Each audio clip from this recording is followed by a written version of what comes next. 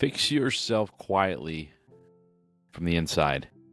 Everything else, family, work, world, starts falling into place without force. Welcome back to the channel. This is the Boundless Sovereign YouTube channel. Glad to have you here. We are in the midst of our Tao Te Ching series, so welcome if this is your first video. If it's not your first video, welcome back. Please like and subscribe if you've just found us for the first time. We definitely appreciate that, and it helps our little channel grow and to get these videos out to more people. Without further ado, chapter 54. I'm reading from the John Minford translation of the Tao Te Ching by Lao Tzu. Well planted, well embraced. A shrub well planted is not easily uprooted. A firm embrace is not easily shaken off. Descendants perpetuate ancestral sacrifices without intermission. Cultivate the person, and inner power is true. Cultivate the family, and power expands.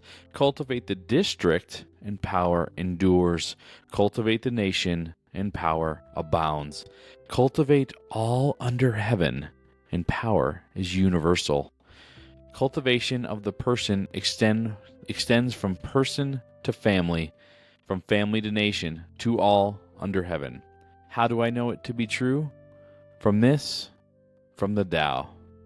And as with our usual transition here, we will also be reading from the River Master's commentary on chapter 54. When the Tao is firmly planted within the person or the nation, it cannot be uprooted. When the spirit firmly embraces the Tao, that embrace is sure. It cannot be shaken off. When self-cultivation is practiced within the family, when the father is kind and the son filial, the elder brother is friendly and the younger obedient, the husband is sincere and the wife is chaste. This inner power creates a bounty of happiness extending to future generations. When the Tao is cultivated within a district, when the young behave respectfully toward their elders, when the young are themselves loved and nurtured, and the foolish and ignorant educated, then inner power protects all, shelters all. When the Tao is cultivated within a nation and the ruler is sincere, then the inner power extends abundantly. Subjects are loyal, true benevolence and justice flourish of themselves. When the highest ruler cultivates the Tao, the inner power is universal throughout all under heaven. Without words, all is transformed. Without teaching, all is well ruled. The folk resonate with their ruler like shadow or echo. Wow, the River Master had a lot to say on that one. And where do we start? So let's talk first about what is self-cultivation. I know we've talked about that in previous chapters. If this is your first time, we'll talk a little bit about it here. Self-cultivation is the idea that to basically get you to know thyself, right?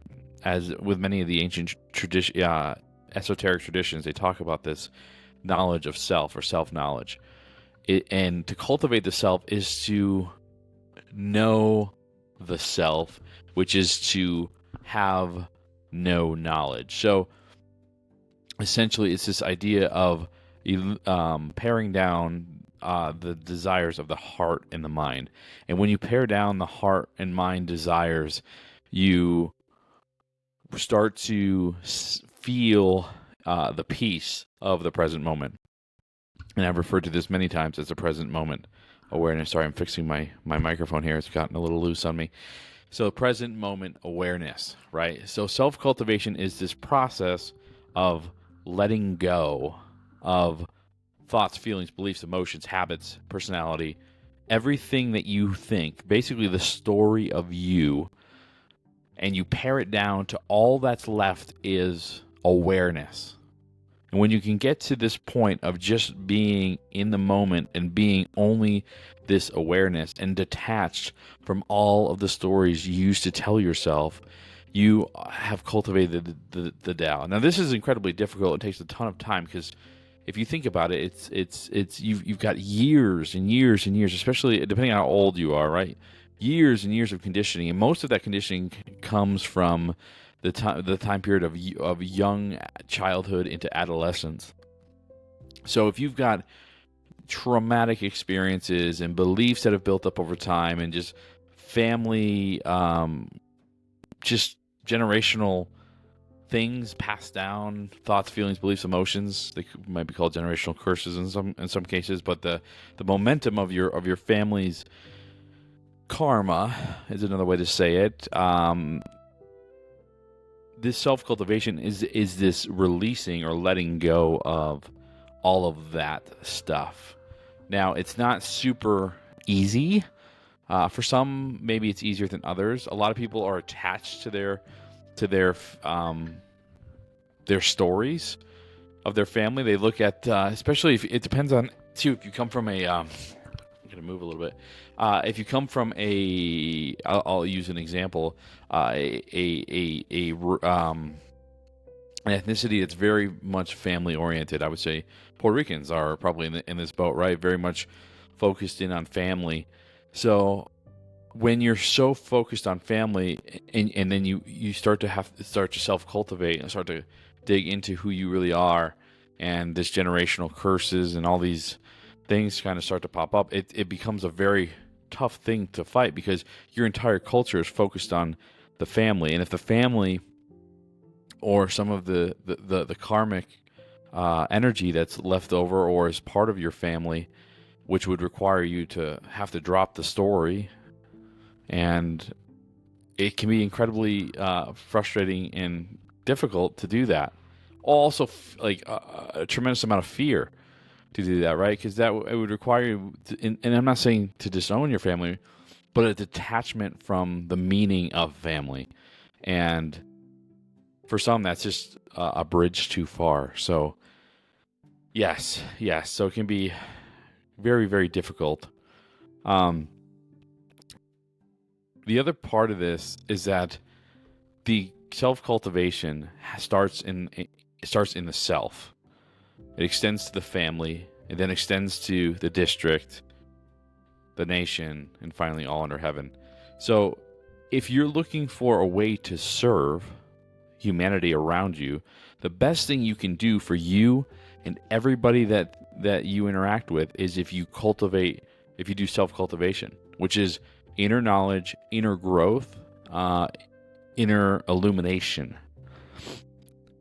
And this is where a lot of times we can see there's a lot of conflict between the Eastern traditions and some of the Western religions.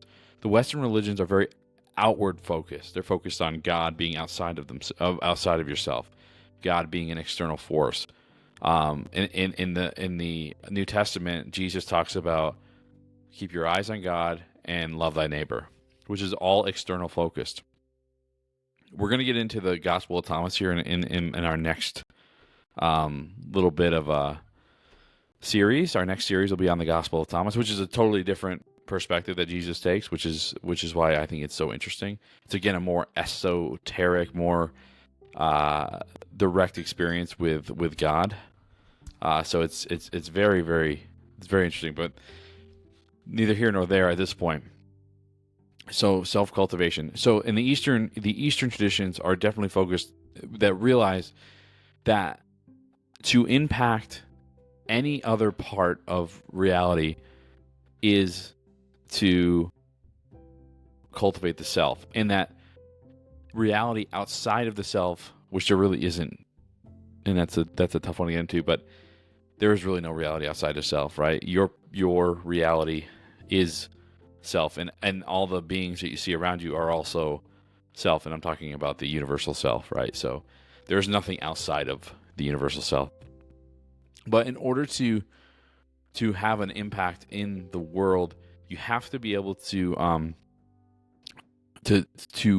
cleanse the inner experience, and that's diving into these traumas, these feelings, emotions, beliefs, personality. You have to dive into all of these things and do what we call the shadow work to cleanse yourself. Because what you're seeing is in your body is you have from these traumas and beliefs and all these things. You have blocked energy. And so when it comes time to like be at peace, you're going to have a difficult time because you're going to be triggered by this or that. Something might happen in your external environment and it creates a negative emotion in you. And in some cases, you may not even know why you're having that negative emotion. You just are seeing something that's triggering something else that's creating a negative emotion. And if you get emotionally hijacked every time something happens, you're not going to be at peace, and you're not going to be a positive force for change in the world. So the key is to cleanse your energetic self of all of these attachments to all of these sometimes positive, sometimes negative, egoic things, thoughts, feelings, emotions, beliefs, traumas, personality, all of it. You've got to let it all go, because when you let it all go and go through the self-cultivation, that's when you can impact the family.